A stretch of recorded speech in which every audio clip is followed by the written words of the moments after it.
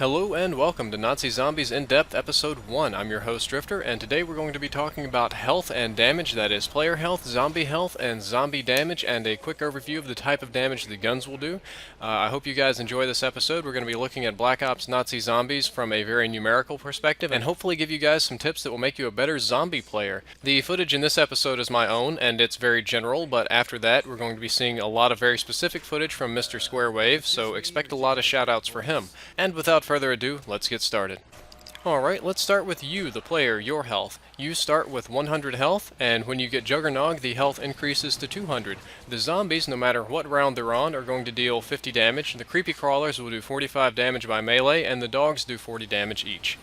This means that the zombies will kill you in 2 hits, and the dogs and creepy crawlers will kill you in 3 hits. However, with Juggernog, the zombies will kill you in 4 hits, and the dogs and creepy crawlers at 5 hits. This is the statistical truth, however, in practice, since you're always recovering health, if the delay between the hits is right and you're constantly moving, sometimes you can edge your way around 5, 6, 7 hits with the zombies, just kind of depending on the timing of the hits and how everything's playing out.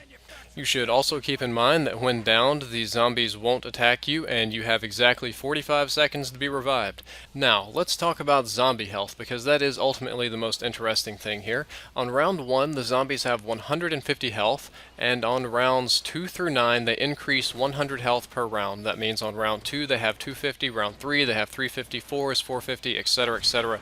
Very linear progression here, and I believe it's that way. It's designed so that you can kind of make it through the first 9 to 10 rounds. However, on round 10, the health system changes. Instead of increasing by 100, their current health gets multiplied by 1.1 every single round. In banking terms, this would be about like 10% interest or exponential growth at 10%. It doesn't sound like much, but it really adds up. Here, I'll give you an example. Here's a graph of the zombies' health on rounds 0 through 10, and you can see it's very constantly growing.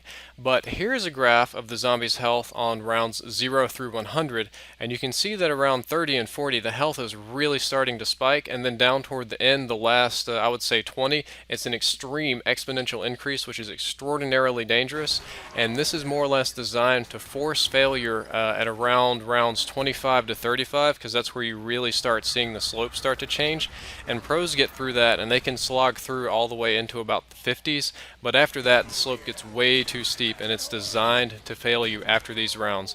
Just some quick numbers: at round 40 they're going to have 18,000 health, about round 50 is going to be just under 50,000, round 70 is going to be 318,000, and if you make it all the way to round 100 they're going to have about 5.5 million health. So this little 1.1% increase is a very important factor in zombie health. The next topic of interest is how much health the dogs have. The dogs have 400 health on the first round, 900 on the second, 1300 on the third, and 1600 for all following rounds. After that, the creepy crawlers have 75% of normal zombie health. Whatever round the zombies are on, the creepy crawlers are going to have exactly 75% that amount of health. Monkey health is highly unusual. The health is 100 times whatever round that you're on. If you're on round 7, that's 700. If you're on round 13, that's 1,300. Or if you're on round 20, that's 2,000. The monkey health is the number that the round of you're on multiplied by 100, and that makes them incredibly dangerous.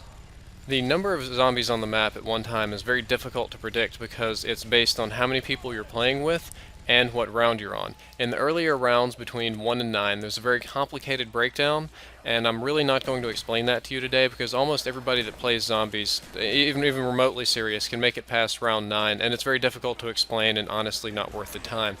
But after round 10, it gets a little bit more straightforward, and these are the rounds where the number of zombies is going to matter the most anyway.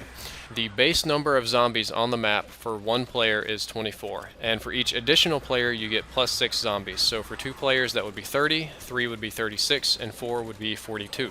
And starting at round 10 you get a multiplier based on that level, and it has to do with the round number multiplied by 15%, or 0.15.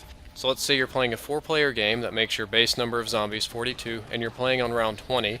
You would take 20 and multiply that by 0.15, and you would get this number right here, which is 3, and you would multiply that by your base number of 40, and you would have 126 total zombies. As you can see, the higher your rounds get, it just scales upward linearly, and you get more and more difficult zombies to deal with. Well, I hope you all enjoyed the first episode of Nazi Zombies in Depth. The next episode, we're going to be doing pistol reviews, upgraded and non-upgraded, very specific, and how to kill zombies. Peace out.